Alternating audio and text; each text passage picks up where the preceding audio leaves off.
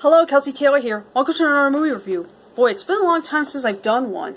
The movie theaters around here are still closed, and I normally don't pay $19.99 for a rental for a movie that was supposed to be released in theaters this month, but they decided to just release it on video on demand.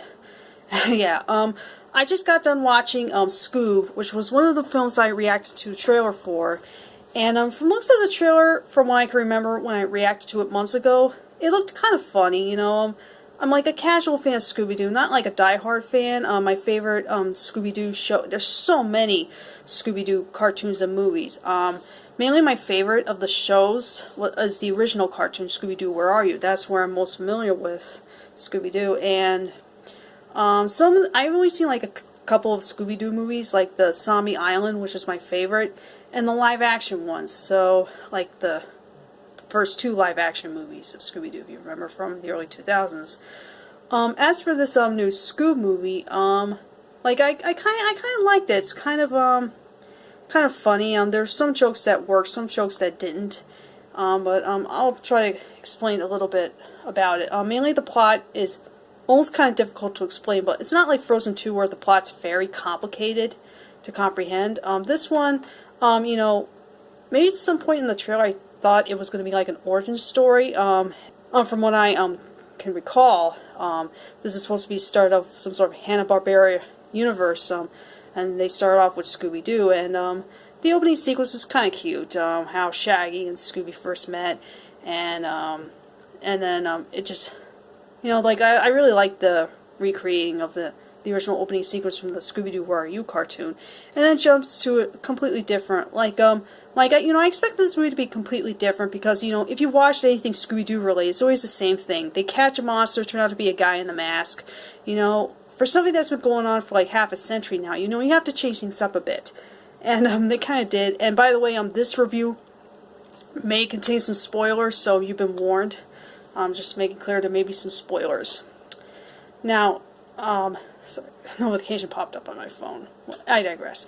Well, anyway, basically, the movie, I'm trying to explain the plot.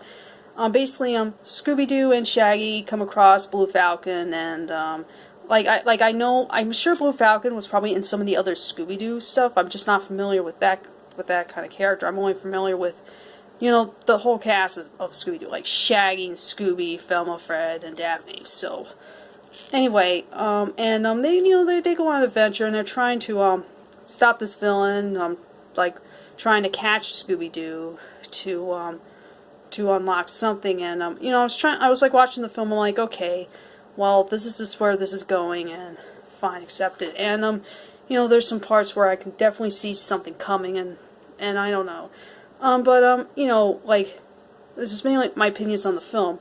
The animation looks very colorful. This is like one of those movies that if they were able to release it in the theaters, like if they could, but they couldn't, they decided to release it on video on demand. It's like one of those movies like where, it probably would look stunning on the big screen. Like the scenes with the three-headed dog, like glow in the dark green, was kind of cool. It could have been like the colors would have like been blown away. You could have been blown away on the colors. But what I really like watching a movie in theaters, it's like not just for the visual experience, but more like sinking into the story. And this is one of those movies that where, I didn't mind, it's not like a big bummer that they didn't want to release this in theaters because of what's going on in the world. The story's not really that strong. It's just basically, and of course the ending you expect, just like every other Scooby-Doo thing. But it's, it's just like one of those movies where, I know some people would love to see this in theaters. For me personally, it's like one of those films like I don't mind watching at home though, even though it looked visually stunning. I mean, animation's not as like top notch like things like Pixar and stuff, but it was so very colorful, and so mainly I would, if you have like if you watch this movie on 4K, like on a big 4K TV, it would probably be as beautiful as in the theater. But I really hope they don't do this all the time with the movie theaters closing. Still closed. They're going to open up. Don't know when. Eventually, my local movie theater hasn't opened up, and they probably won't be until later this summer. For example, the new Wonder Woman movie, I really want to see in theaters. I don't want Warner Bros. To release it on video on demand first. That movie, I really want to see in the movie theater. And it would suck if it's not the case. But thankfully, they're still planning to release in the theaters, from what I last heard. And this movie, you know, I don't mind it. And there's another film that I've done a trailer reaction to. The Steve Carell film, Irresistible, I think it's called. They're going to release a video on demand next month.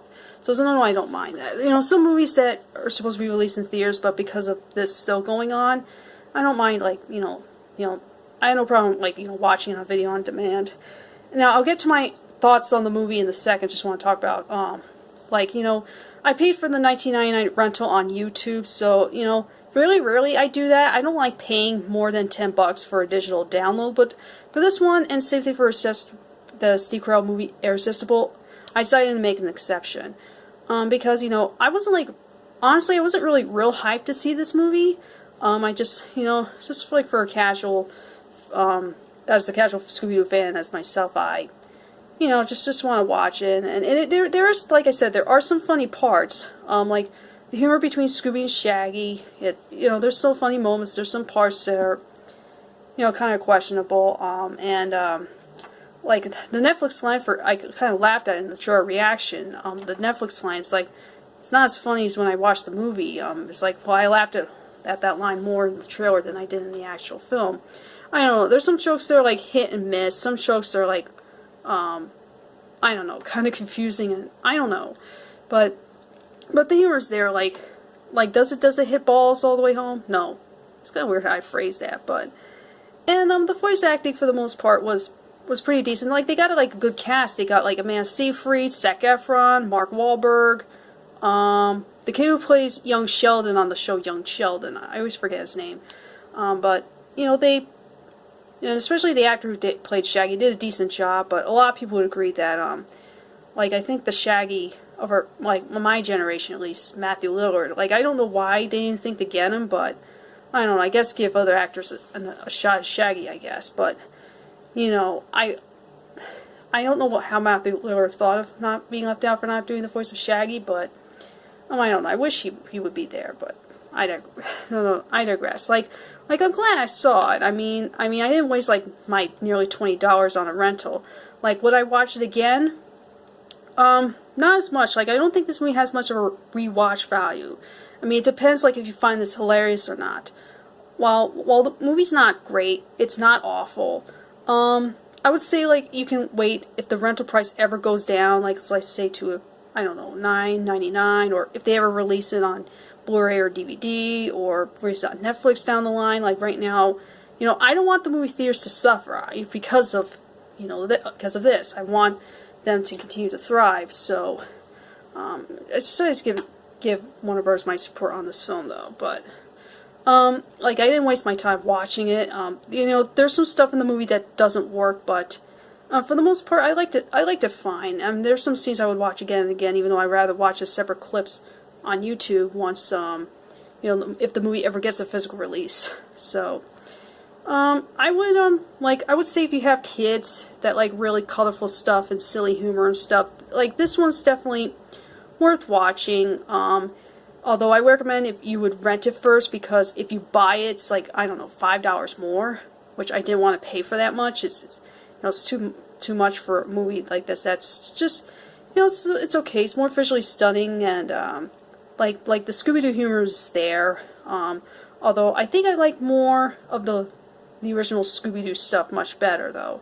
But you know, it's a good watch, and you know, there's some jokes that might fly over the kids' heads like they wouldn't get, or some jokes like years from now may be very dated, but it's still entertaining. I would say if you're really huge into Scooby-Doo, definitely check this out. But like if you're annoyed by Scooby-Doo for some reason, then don't watch this. Don't waste your time with it. So I would definitely recommend this movie. Just don't expect it to be a masterpiece or anything.